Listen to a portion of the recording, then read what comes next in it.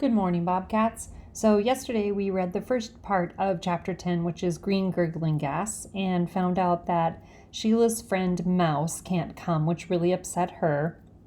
And then they were getting ready for Jimmy to come, so Grandma was going to sleep with Fudge. Fudge got stuck in the bed. Then Fudge decided that in order for monsters to stay away, all you needed was to have somebody sleep in the same room as you. So we'll finish Chapter 10 today. That afternoon, the sky turned gray and it started to drizzle. The Tubmans decided to drive to Bar Harbor. That's the town where all the tourists go. It's got hundreds of little shops selling t-shirts with sayings about Maine, like "cool as a moose in Bar Harbor," or "Maine, 50 miles from nowhere." "Count me out," Libby said. "I've got to be at work by 3. "Count me out too," Sheila said. "The Hatchers depend on me to babysit Fudge." But Mom convinced Sheila she deserved an afternoon off. If you ask me, everyone was feeling sorry for the Cootie Queen just because Mouse got sick and couldn't come to Maine. Everyone but me, that is. Still, I felt relieved when the Tubmans left. I hope they go out for a pizza and catch a late movie, I thought. I hope they like the action in Bar Harbor so much they decide to stay for a week. They still weren't back when Mr. Fargo called from town, asking Mom for directions to the house. That was a good sign, because by then it was after 6. I waited on the porch. When I saw Mr. Fargo's truck, I ran down to the road. His truck is really old, with rust spots around the fenders. It's painted the color of bile. Not that I've ever seen bile, but last year in school we learned about the digestive system, and that's the way I imagine it. A sick, greenish-brown color. Turtle barked. "It's Jimmy," I told him, as I waved Mr. Fargo into our driveway. At first, Jimmy couldn't get out of the truck. The door on his side wouldn't budge. He kicked it a couple of times, then banged it with his shoulder. Finally, it creaked open. By then, we were laughing. Turtle jumped up and tried to lick Jimmy's face. "Good boy, nice doggy," Jimmy said, patting him. "Turtle knows a friend when he sees one," I said. Jimmy gave me a big bear hug, and we slapped hands. It was great to see him, but that didn't stop me from checking over my shoulder. I hoped the Tubmans wouldn't show up now. Jimmy also took a look around. "You were right," he said. "You can't even see Sheila's house from here. I guess it's through those woods over there." "Well, see," I began, but then Mom opened the front door and called to us. Inside, Dad had a fire going in the big stone fireplace. Fudge was stretched out on the floor with his Crayolas, illustrating Chapter 1 of his book. Tootsie was scooting around on her toddle bike, and Grandma was reading. She put down her book to greet Mr. Fargo. Jimmy headed straight for Uncle Feather's cage. "Bonjour, stupid," he said. "Bonjour, stupid," Uncle Feather answered. Jimmy laughed. "Good old Uncle Feather." "Good old Uncle Feather." "Please, Jimmy," Mom said, "don't encourage him. Once you get him going, it's hard to turn him off." "Turn him off. Turn him off." "You see what I mean?" Mom asked. "See what I mean? See what I mean?" I motioned for Jimmy to sneak away from Uncle Feather's cage. Jimmy got down on all fours and crawled across the living room out of Uncle Feather's sight.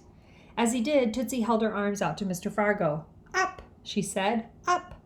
Mr. Fargo lifted her high above his head and shook her. Tootsie loved it. She has this thing for bearded men. She'll raise her arms and say "up" to any guy with a beard. Mom says it's because Dad used to have one, but I'm not so sure. We're going to have to teach her to be more careful. I can just see her walking down Broadway in a few years, holding out her arms to every bearded weirdo on the street.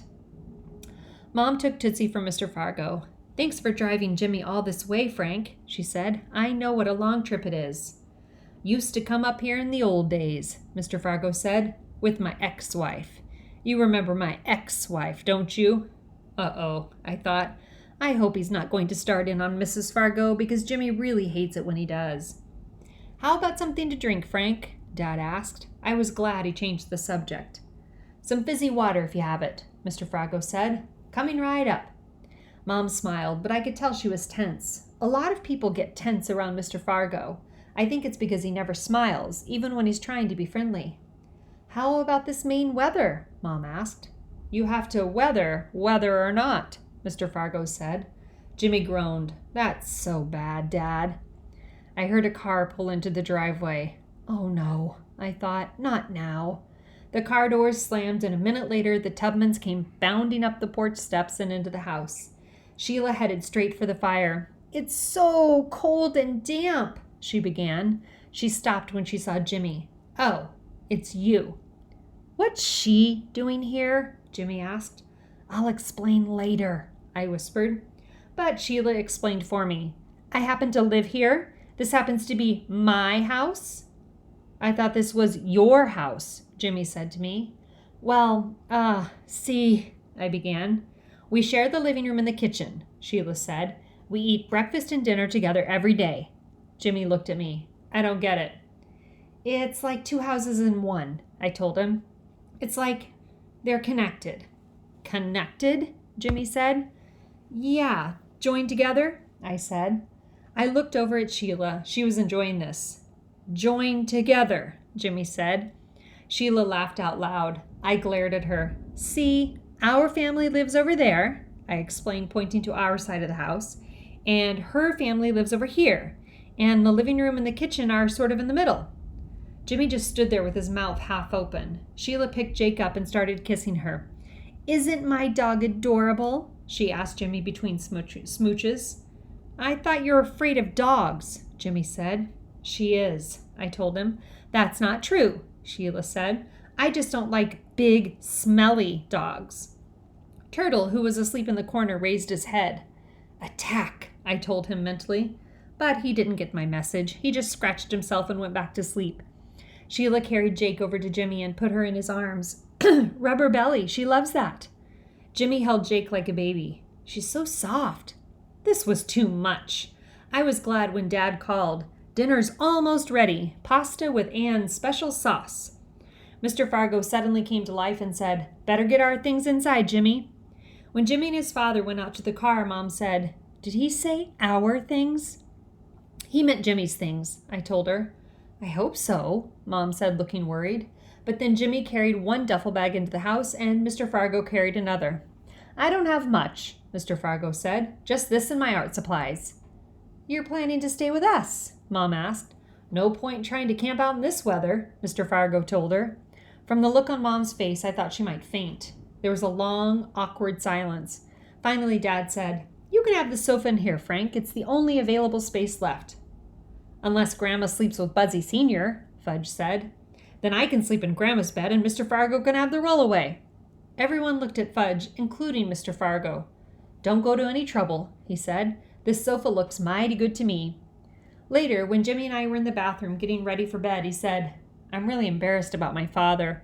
Anybody can see you've already got too many people in this house." "It's no big deal." I handed him a clean towel. "Yeah, right. That's how come your mother almost fainted." "Only because we're out of beds," I said. "You think my father cares about beds? He likes to sleep on the floor." "It's okay, forget it." Jimmy spit out toothpaste. "You know he's weird. He doesn't mean to be, but he is." "He's not that weird."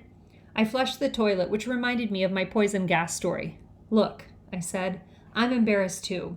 I should have told you about sharing a house with the Tubmans, but I didn't find out about it until we got up here, and then, well, I was afraid if I told you, you wouldn't come." "I probably wouldn't have," Jimmy said, "but now that I'm here, it doesn't seem that bad."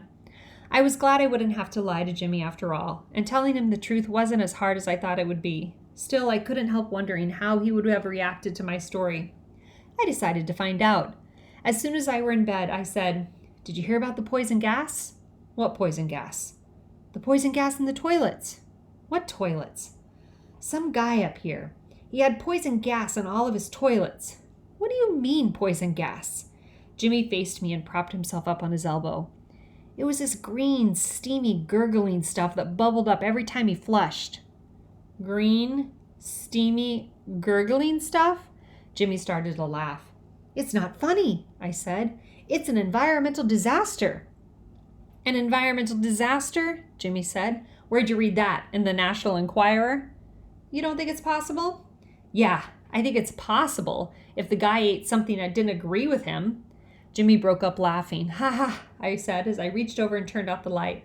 "Ha ha," a voice repeated, and it wasn't Jimmy. I jumped out of bed and opened the door. Fudge was sitting on the floor right outside my room. "What are you doing here?" I asked. "I don't know." "Didn't anybody ever tell you you're not supposed to listen to private conversations?" "No." I picked him up and turned him upside down. I held him that way until his face turned purple. "Put me down, Pete." "Not until you promise never to do that again." Okay, I promise. I didn't believe him for a second, but I put him down anyway. Now, go to bed. I can't. Why not? I'm afraid of the rollaway. The rollaway can't hurt you. Yes, it can. It can mash me. So I'll sleep in here with you and Jimmy. No, you won't. I carried him down the hall and dropped him on the rollaway bed. Grandma and Tootsie were already asleep. Fudge listened to Grandma, who was snoring softly. No monsters tonight, he whispered, pointing in her direction. Right, I whispered back. Now go to sleep. Tuck me in, he said. I tucked him in. Now kiss me good night. I was about to drop a light one on his forehead when he reached up, grabbed me around the neck, and pulled me down. Then he planted a big, wet smackaroo right in the middle of my face. Sweet dreams, Pete.